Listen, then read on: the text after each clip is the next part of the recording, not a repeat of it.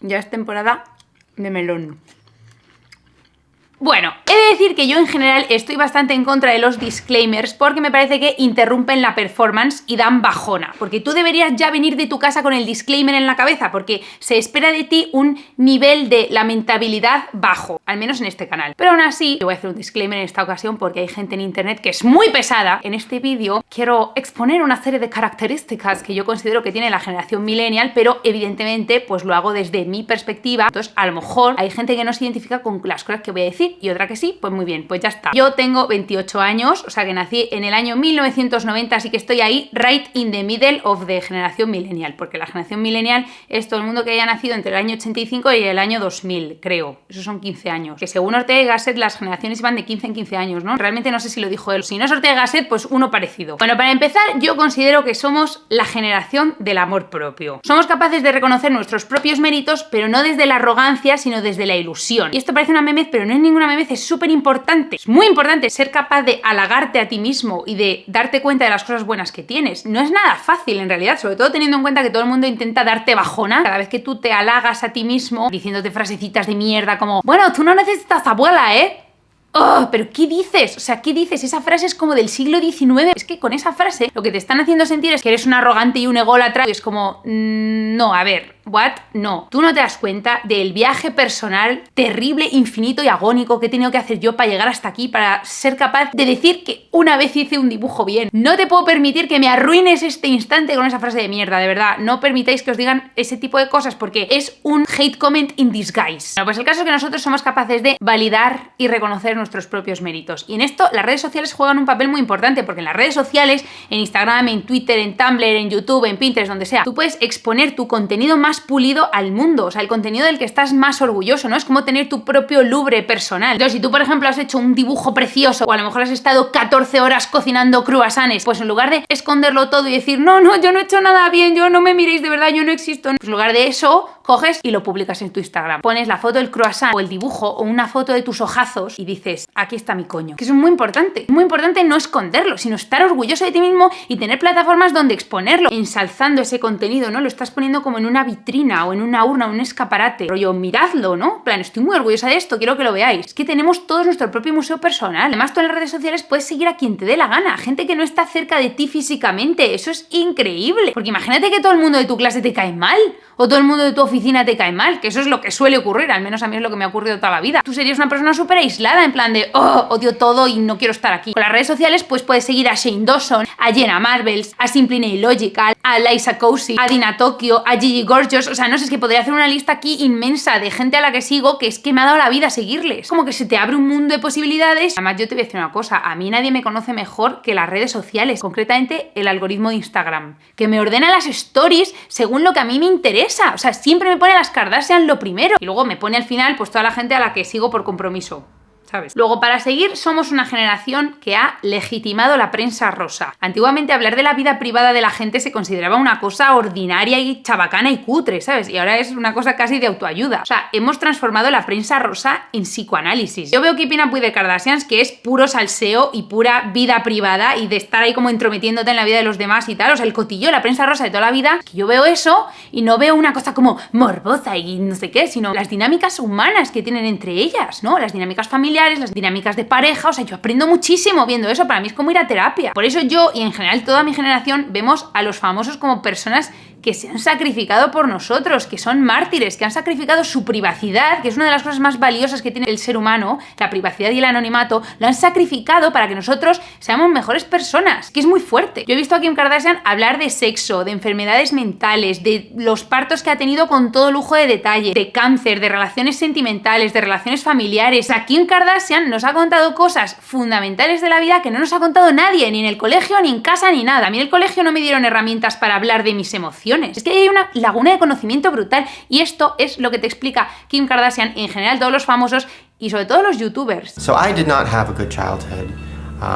It was pretty rough. And when I was about 9, my mom and dad split up and my dad moved out. And that divorce was really hard. It kind of made me eat a lot. I got really big and definitely got depressed. After going to therapy and stuff like that, even though they won't call out daddy issues because it's such a ew, it's like, ugh, I'm not messed up because of my dad, but in a way kind of. Even if he didn't mean to make me feel abandoned, in a way I did, you know? I was caught in a very emotionally abusive, manipulative relationship. And because of how much I wanted a relationship at that time, I let that happen. And I allowed myself to be in a situation where I was being manipulated. So I'm hoping that by sharing this, maybe there's some people out there who are stuck in a similar situation. And maybe seeing this will be like a light bulb for you and you'll be able to get out of that. Todo eso es la privacidad de un ser humano, es su intimidad. Hay famosos que han decidido contar todo eso para que yo pueda asomarme a su vida como si fuera una ventana y poder observarlo y poder entender qué decisiones han tomado ellos para poder aplicármelos yo a mi vida. Y obviamente para conseguir todo esto, para conseguir el milagro de que yo pueda ver una entrevista de Cardi B, que vive súper lejos de mí, que no me conoce, que no sabe nada de mí, una entrevista en la que se abre por completo y me cuenta cómo ha sido su vida, para conseguir todo eso,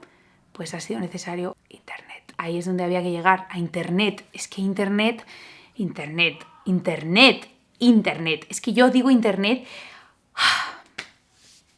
Y es que me emociono, de verdad. La madre tecnología, la madre naturaleza y la madre tecnología. A mí me gusta más la madre tecnología, ya te lo digo. Porque claro, la madre naturaleza me pone un pelo muy bonito, pero no me deja que sea azul. Pero la madre tecnología sí me deja que sea azul, ¿eh? Está ahí empatada la cosa. Internet. ¿Qué decir de Internet? Bueno, es que no... O sea, yo aquí podría estar 8 horas. Entonces vamos a ser concisos, sintéticos, precisos.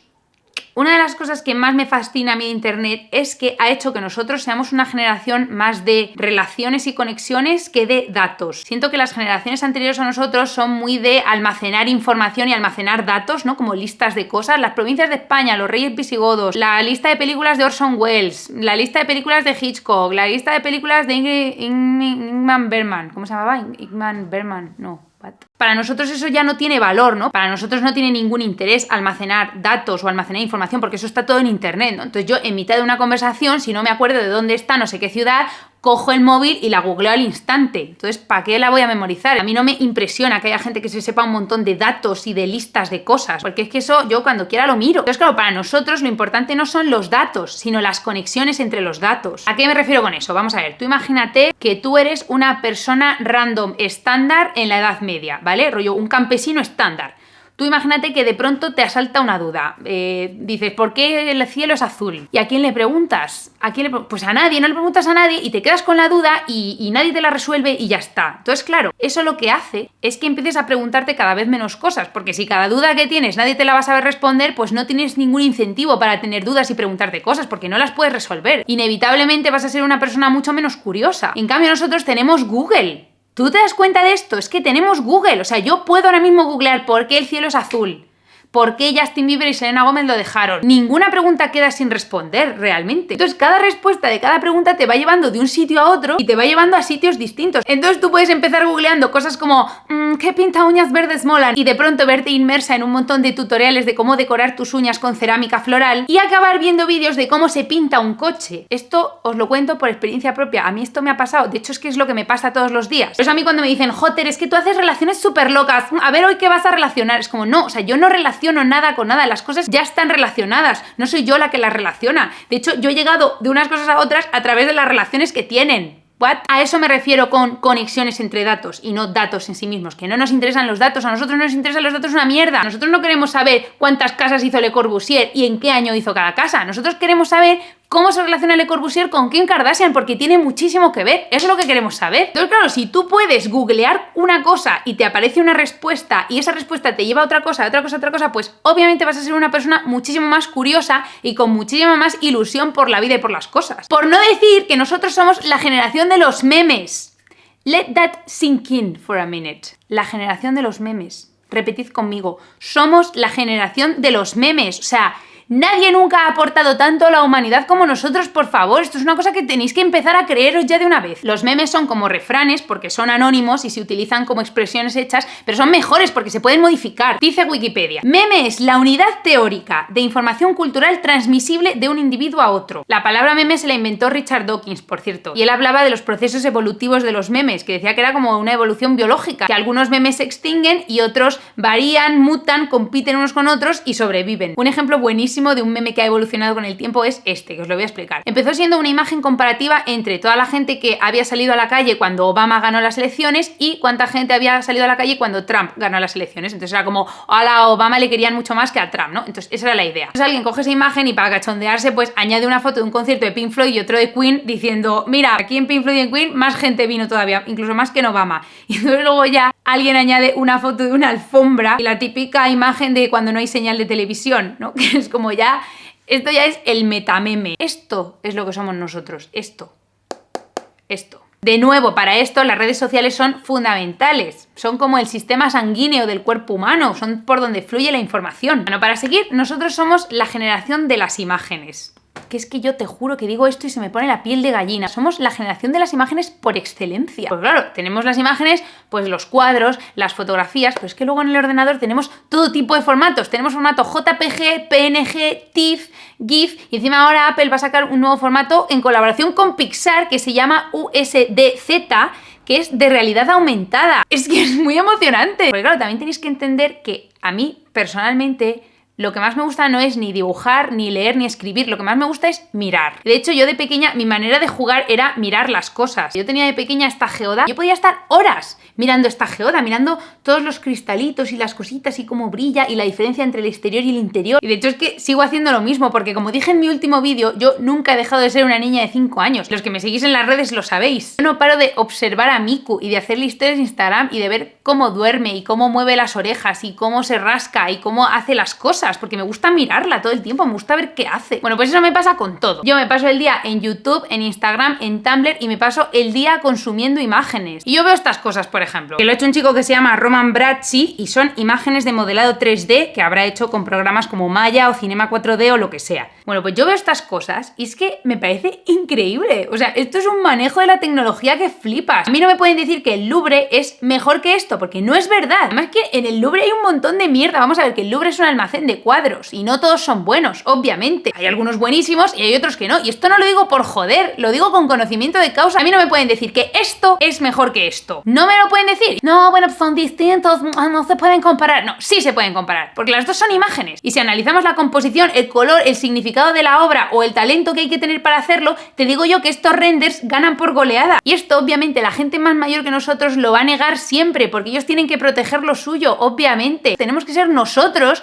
los que pongamos en valor estas cosas. Esta es la eterna lucha generacional. Por favor, no podemos ser unos blandengues y decir, no, es verdad, es que nosotros somos unos losers. No, no somos unos losers. Mirad las cosas que hacemos, por favor. Es nuestra responsabilidad poner esto en valor. Y no tragarnos el discurso de que Picasso, uy, es que Picasso nada, ya está. Y las provincias de España tampoco, que estoy hasta el coño de las provincias de España. O sea, yo me inmolo aquí mismo, aquí y ahora me inmolo y digo que yo no me sé las provincias de España. Y no me las quiero saber. Es que para mí es un statement no saberme las provincias de España, que cuando quiera saber dónde están las ciudades las googleo. Y hablando de imágenes, ¿qué me dices de los emojis? Por favor, los emojis, que hemos creado un nuevo lenguaje. Y con un nuevo lenguaje siempre viene una nueva realidad, obviamente, porque es el lenguaje el que crea la realidad. Si tú no pones nombre al color verde, tú no ves el verde. Para ti el verde no es nada hasta que no le pones nombre. Acordaos del vídeo que hice de la piedra roseta de los emojis. Con los emojis han surgido emociones nuevas que antes no existían porque no tenían nombre. Y ahora no tienen nombre, tienen un emoji, que es mucho mejor. Vamos a poner ejemplos. El emoji del agujero negro. De este emoji ya he hablado, ya sabéis que es mi emoji preferido, porque básicamente representa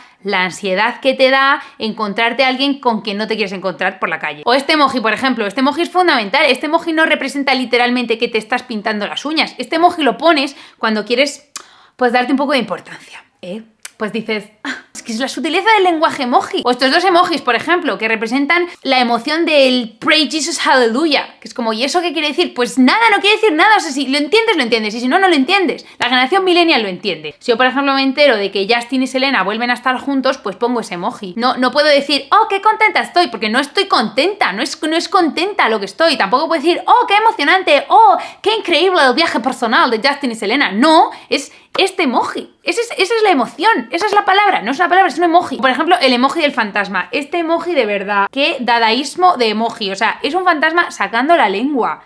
What the fuck, es que esto es una maravilla. ¿Tú te crees que yo pongo el emoji del fantasma para hablar de que hay un fantasma? Pues obviamente no, nunca es literal. Pues lo pongo, por ejemplo, nuevo vídeo y pongo el fantasma.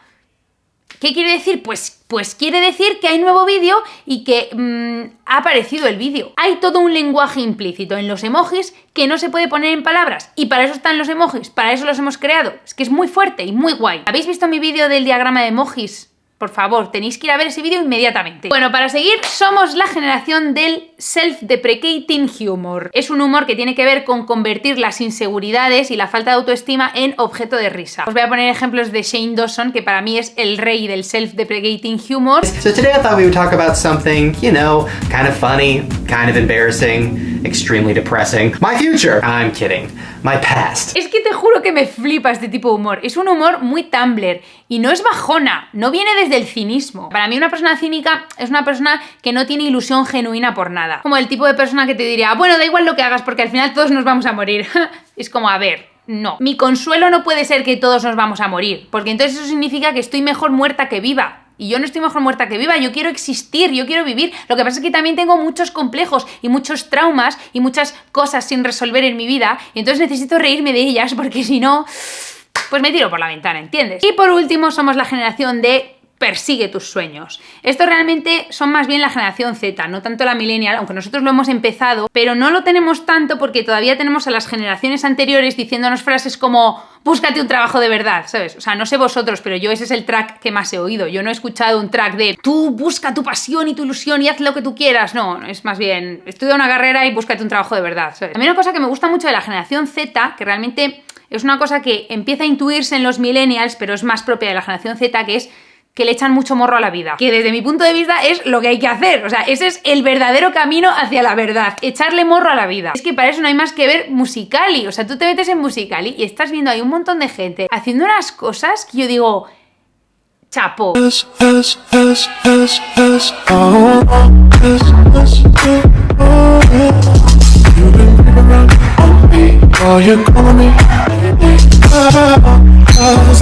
I wanna but I'm broken hearted. But I like to party. But I got nobody here on my own. This is writing my poems for the few that look at me, took me, shook me, feeling me, singing from heartache, from the pain, taking my message from the veins, speaking my lesson from the brain, seeing the beauty through the...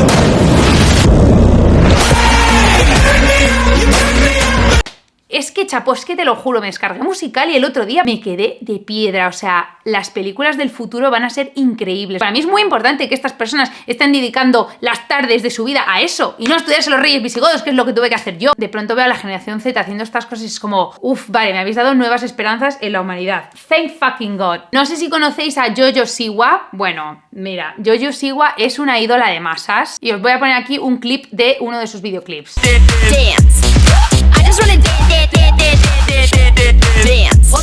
Jojo Siwa es de la generación Z y empezó en programas de televisión y tal súper joven, rollo con 10 o 12 años y ahora mismo tiene como 14 o 15. Yo veo a Jojo Siwa, es que te juro que me parece una fuerza de la naturaleza. No hay nada en ella que me transmita miedo o complejos. Nada. Porque, por ejemplo, los cantantes de nuestra generación que se hicieron famosos siendo muy pequeños, rollo Justin Bieber, Rebecca Black, tú les ves y en sus videoclips notas cierta timidez, cierto miedo, ¿no? Cierto en plan de no sé muy bien lo que estoy haciendo. Mientras que la generación Z es como viene arrasando, ¿sabes? Esto es la visión que tengo yo. No sé vosotros si tenéis amigos de 12 años o si tenéis 12 años y no os identificáis para nada con esta descripción, pero esto es lo que yo veo. Esto es lo que yo siento y lo que percibo desde mi individualidad. Pues hasta aquí el vídeo de hoy. La verdad es que nunca os pido que compartáis mis vídeos porque es como, chica, tú haz lo que tú quieras, ¿no? Pero realmente este vídeo creo que es muy importante que lo compartáis. Tenéis una misión y una responsabilidad de expandir este mensaje porque la generación millennial necesita despertar. Somos la generación de los memes, de los emojis y de internet. Tío, o sea, no podemos estar acomplejados. Ya basta, ¿eh?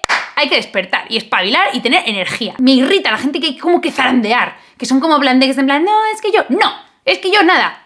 ¡Despierta, coño! Tengo que hacer un agradecimiento especial a Martí de C de Ciencia, que es un youtuber que es lo más. Os dejo su canal en la descripción del vídeo para que lo miréis. Pues fue Martí quien me dijo que yo y solo yo podía hacer un vídeo en defensa del millennial. Y la verdad es que me hizo mucha ilusión que me dijera eso y pensé, pues tienes razón. Entonces pues por eso lo he hecho.